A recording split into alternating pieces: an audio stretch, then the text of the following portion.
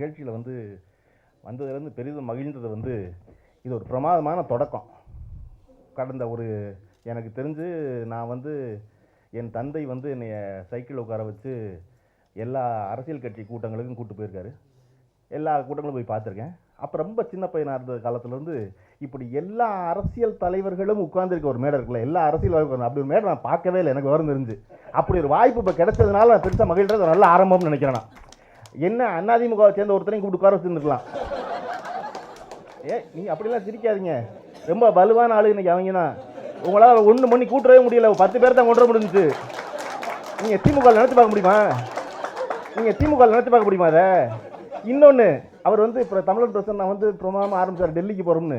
ஒரு கட்சியில் நீங்கள் டெல்லிக்கு போகலாம், எம்பி ஆகலாம், மாவட்ட செயலாளர் ஆகலாம், மந்திரி ஆகலாம். அதிமுக மட்டும் தான் முதலமைச்சராக முடியும்.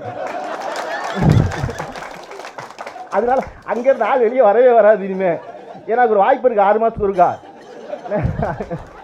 அதனால அதையும் கூப்பிட்டுருந்தீங்கன்னா அது முழுமையாக அடைஞ்சிருக்கும். இது தொடரணும்னு நினைக்கிறேன். இன்னொன்று ரொம்ப சிறப்பு, அதுக்கு நம்ம தமிழர் பிரச்சனைக்கு தான் நன்றி சொல்லணும். அது முதல்ல பிரேக்கிங் த ஐஸ்மாங்கல்ல, அந்த மாதிரி சகஜமாக ஒரு அரட்டை போல் அதை ஆரம்பித்து கல்லூரி மாணவர்கள்லாம் ஒன்று கூடுவது போல் மீண்டும் ஒரு 20 வருஷங்களுக்கு வேறு வேலையை பார்த்துட்டு ஒன்று கூடனா எப்படி எந்த வேறுபாடுகளும் இல்லாமல் பேசிக்கொள்வார்களோ அப்படி ஒரு சூழலை ஏற்படுத்தி கொடுக்க முடியும். அப்படி ஒரு வாய்ப்பு இருக்குது அப்படிங்கிற நம்பிக்கையை கொடுத்த இவர்களுக்கு மெரினா மாணவர்களுக்கு நன்றி சொல்லணும்.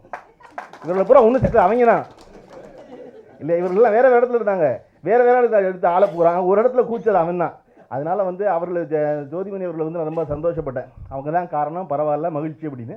ஆனால் அந்த இடத்துல வந்திருக்க வேண்டியது நீங்கள் தான். நீங்கள் வருவீங்க, நீங்கள் எல்லோரும் காரணம். அவர்கள் அந்த பசங்க பிரமாதம் என்னென்னா, எல்லாரையும் வேண்டான்னு சொன்னதுனால தான் அவன் ஒரே வாரத்தில் காங்கிரஸ் அரசியல் படித்து, இடதுசாரி அரசியல் படித்து, திமுக அரசியல் படித்து, தலித் அரசியல் படித்து, கடைசியில் துரோக அரசியலும் படித்தான் அவன் 7 நாளில்.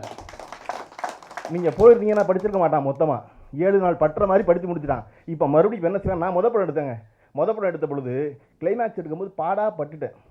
என்ன படம் சுருங்கிக்கிட்டே வரும், எடுக்க போ சுருங்கிக்கிட்டே வருதுன்னா அந்த கிளைமேக்ஸ் நினச்சதா எடுக்க முடியல. கடைசியில் எடுக்க முடியல. என்ன செஞ்சேன், அடுத்த படத்தை முதல்ல எடுத்தோன்னே கிளைமேக்ஸ் தான் எடுத்தேன், அப்புறம் எடுத்துக்கலாம் மிச்சமெல்லாம் அப்படின்னு. அந்த மாதிரி இப்போ அவன் தெளிவான முடிவோடு தான் அடுத்த படத்தை கிளம்புவான். ஏன்னா ஒரு தடவை பழக்கப்படுத்திட்டீங்களா அவனை. இப்போ முதல்ல அவன் கிளைமேக்ஸ் என்னன்னு தெரிஞ்சுக்கிட்டு தான் அப்புறம் ஸ்கிரிப்ட் எழுத ஆரம்பிப்பாங்க. அதனால் மறுபடியும் வருவான்னு நம்புவோம். எனக்கு இவங்கெல்லாம் வேறு இன்றைக்கி வந்துட்டாங்களே, இன்றைக்கி நியூஸ் 7லேருந்து நியூஸ் 18 வரை என்ன பண்ணுவாங்க. எனக்கு சாயந்தரம் ப்ரோக்ராமுக்கு வேறு குழப்பமாக இருந்துச்சு. நான் அந்த பதட்டத்தில் வேறு மணி பார்த்துக்கிட்டே இருந்தேன். நடுவில் டக்குன்னு தமிழ் பிரச்சனை எந்திரிச்சு போனாரா ஒன்றுக்கு இருக்க மாதிரி தேவர் ஆளை பிடிக்கிறா நியூஸ் 7 கிளம்பிட்டாரான்னு. அப்புறம் தான் என்ன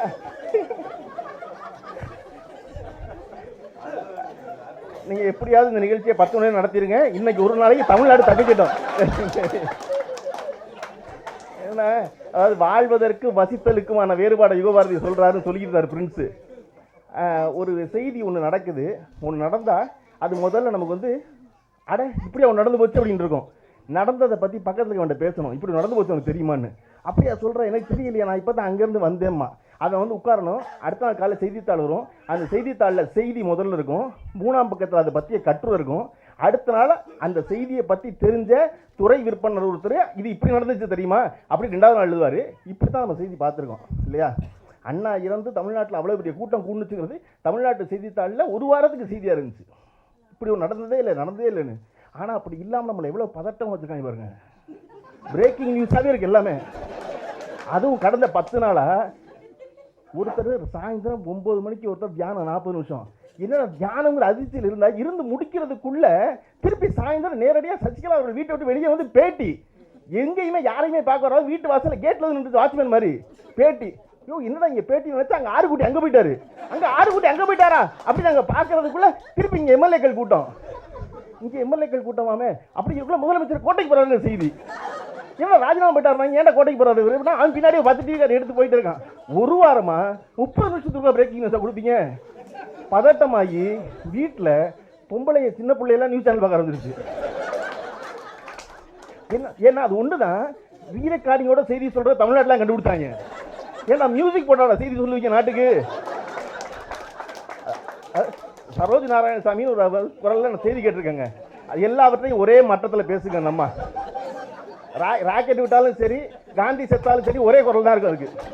இவங்க முதல்ல நடந்தது என்ன அப்படின்னு ஆரம்பித்தாங்க செய்தியை மாடுலேஷனில்.